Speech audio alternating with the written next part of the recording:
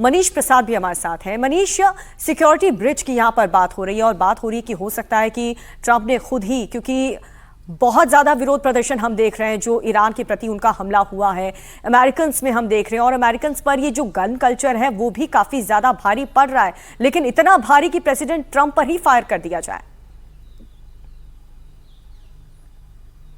देखिए, पहले तो आप अप्रूवल रेटिंग का जिक्र जो कर रहे हैं, इस समय पॉलिटिकल जो पूरा बैकड्रॉप है खासतौर पे यूएस में, वहां पर इस बात में कई सारे सवाल उठाए गए कि चाहे ईरान का युद्ध हो या फिर अभी के हालात, उसमें ट्रंप की अप्रूवल रेटिंग जरूर गिरी है। लेकिन अगर आप जुलाई 2025 का जो अटैक था पेनिसिल्वेनिया पे, उसको देखकर रेफरेंस के तौर पर अभी लेते हैं, तो अभी की डिटेल के मुताबिक जो हमारे टॉप सोर्सेज इस समय वहां पे मौजूद हैं, उनका ये कहना है कि ये जो पूरा प्रीमाइसिस है, आप ये समझ लीजिए, जो हिल्टन का मेन कॉन्फ्रेंस हॉल था जहां पर ये जो White House correspondent dinner organize किया गया था, करीबन 2600 के लगभग यहां पे कुल मिलाके जो इनवाइटीज थे, उसके अलावा जो सीक्रेट सर्विस, एफबीआई, सभी यानी मल्टीपल एजेंसीज के साथ जो इनवाइटीज हैं उनकी यहां पर जो प्रेजेंस थी। इसमें Donald Trump, Meloni Trump, Ivanka Trump, उसके अलावा केडी वांस, काश पटेल समेत पूरे कैबिनेट यहां पर मौजूद थी।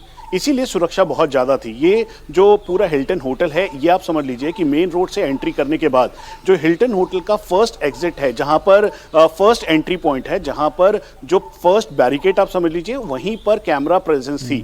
यानी कैमरामैन जितने भी थे, जर्नलिस्ट जितने थे, उन सबके कैमरास को वहीं पर पोजीशन किया गया था। और फिर उसके बाद जो एलन कोल है, जो कि कैलिफोर्निया का रहने वाला 31 साल का है, इसका पूरा जो रिकॉर्ड है वो इस समय एफबीआई के पास है। यहां तक कि डोनाल्ड ट्रंप ने जो तस्वीरें इसकी रिलीज की हैं उसमें भी ये क्लियर है। एक बार आपने फिर से बहुत अहम आपने एक विषय उठाया है, उसकी तस्वीर हम दिखा रहे थे। एक बार फिर से तस्वीर दिखाइए जो मनीष अभी डिस्क्राइब कर रहे थे कि किस तरह से जो एलन कोल है, देखिए किस तरह से घेरे को तोड़ता हुआ आता है, अंदर घुसता है। अब मनीष ने जो ये बात कही, इसको जरा और हम विस्तार से समझते हैं, क्योंकि हमारे साथ नितिन भी जुड़े हुए हैं। Colonel Nitin, retired defence expert है।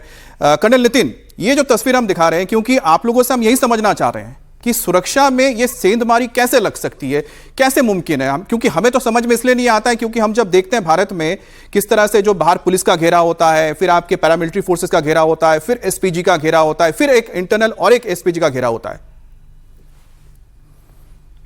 जी अमित, थैंक यू।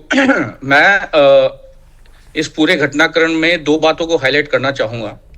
पहला, जो ये मिस्टर थॉमस हैं, जो हमलावर का नाम बताया जा रहा है, उन्होंने ये पूरी प्लानिंग के साथ पूरे इवेंट को स्टडी करने के बाद अपना प्लान बनाया कि वो कब किस समय अंदर घुसने की कोशिश करेंगे। जैसा कि हमने अभी सुना बाकी एक्सपर्ट से कि ये जो हादसा है ये मिडिल कॉर्डन में हुआ है। सो आउटर कॉर्डन, उसके बाद मिडिल एंड फिर इनर।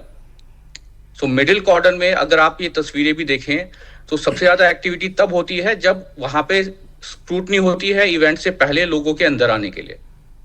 सो वो सब हो चुका है, इवेंट स्टार्ट हो चुका है, तो हमलावर को पता था कि क्या टाइमिंग है इवेंट का, किस टाइम पर क्या होने वाला है। और उसको पता है कि जब इवेंट शुरू हो जाता है तो जो मिडिल कॉर्डन वाले लोग हैं उनका काम कम हो जाता है, वो थोड़ा रिलैक्स हो जाते हैं। यही वो समय है जो उसने चुना अंदर आने के लिए। जी। दूसरा जो पॉइंट एनालिसिस मेरा ये बोलता है कि उसके पास जो हथियार है वो कोई राइफल नहीं था, कोई पिस्टल नहीं था, वो एक शॉटगन इस्तेमाल कर रहा है। बिल्कुल शॉटगन का इस्तेमाल करके यहाँ पर अटैक किया गया है।